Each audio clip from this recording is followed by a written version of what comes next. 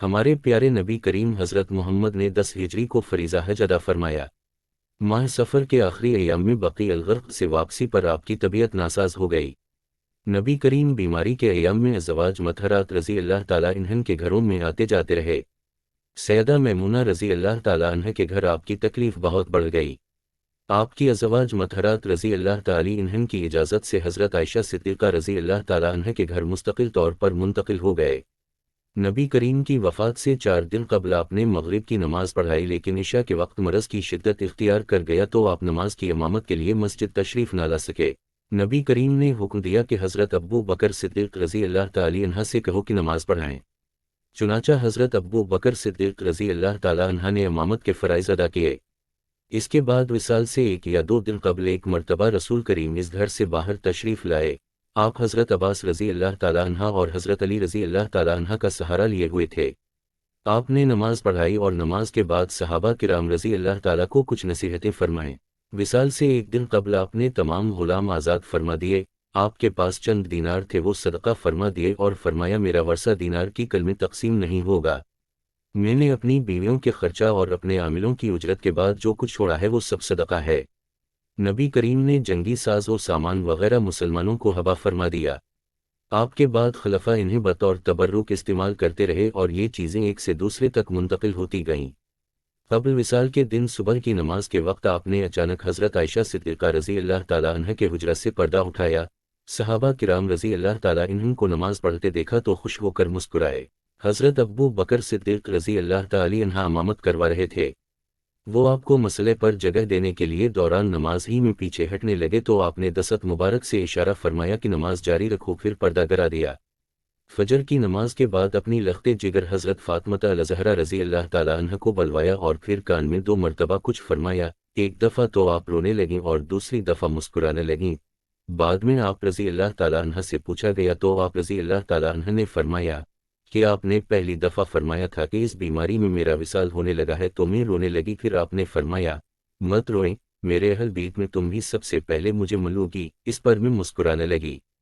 حضرت فاطمہ رضی اللہ تعالیٰ عنہا تصف بھرے لہجے میں کہنے لگیں، ہائے میرے بابا کی تکلیفیں۔ آپ نے اس پر ان سے ارشاد فرمایا، آج کے بعد تمہارے بابا کو کوئی تکلیف نہ ہوگی۔ جناب رسول کریم کے سامنے لکڑی یا پتھر کا پانی سے بھرا ایک برتن تھا۔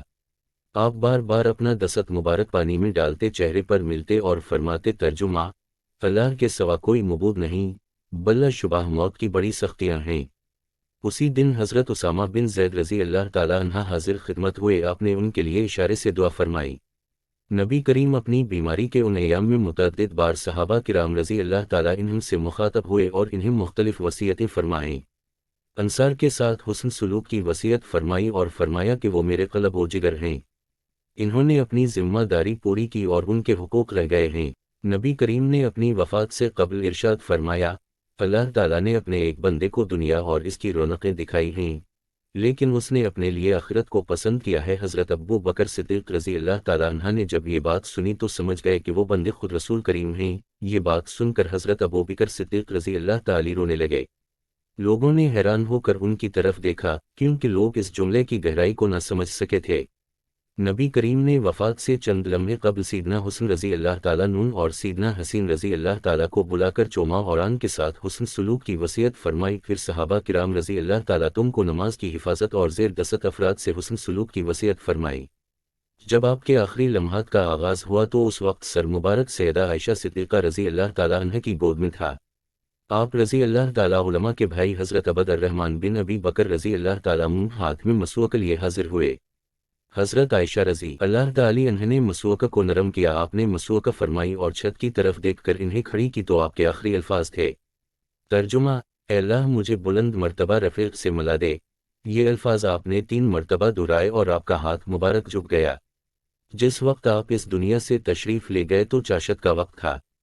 جب ہمارے پیارے نبی کریم حضرت محمد کی تجہیز و تکفین کا مرحلہ آیا تو آپ کی وصیت کے مطابق غسل کے لیے مدینہ منورہ کے ساتھ کنوں سے پانی لایا گیا اور بیری کے پتے ڈال کر پانی گرم کیا گیا۔ حضرت علی، حضرت عباس، حضرت فضل بن عباس، حضرت قاسم بن عباس، حضرت اسامہ بن زید اور آپ کے غلام حضرت شقران رضی اللہ تعالیٰ عنہم نے آپ کو غسل دیا۔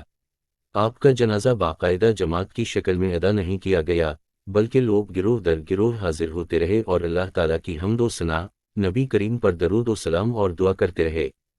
جب اہل بیت اطہار اور صحابہ کرام رضی اللہ تعالیٰ عنہم بارگاہ رسالت میں ہدیہ درود و سلام پیش کر چکے تو حضرت ابو طلحہ رضی اللہ تعالیٰ عنہ نے لحد والی بغل قبر تیار کی لحد میں اتارنے کا شرف حضرت علی، حضرت عباس، حضرت قاسم بن عباس اور حضرت فضل بن عباس رضی اللہ تعالیٰ منظم کو حاصل ہوا۔ تدفین کے بعد حضرت بلال رضی اللہ تعالیٰ عنہ نے نبی کریم کی قبر مبارک پر سرہانے کی طرف سے پانی چھڑکا۔ حضرت عائشہ صدیقہ رضی اللہ تعالیٰ عنہ کے حجرے کو آپ کا مدفن بننے کا شرف حاصل ہوا۔ اہل مدینہ کے لیے رسول کریم کی مدینہ منورہ آمد سے زیادہ خوشگوار دن کوئی نہ تھا، اور صحابہ کرام رضی اللہ تعالی عنہم کے لیے رسول کریم کی رحلت سے زیادہ تکلیف دہ خبر کوئی نہ تھی۔ وصال نبوی سے حضرت جبریل علیہ السلام کے وحی لانے کا سلسلہ ہمیشہ کے لیے منقطع ہو گیا۔ ان باتوں میں کتنا سچ ہے یہ تو اللہ تعالیٰ ہی بہتر جانتا ہے۔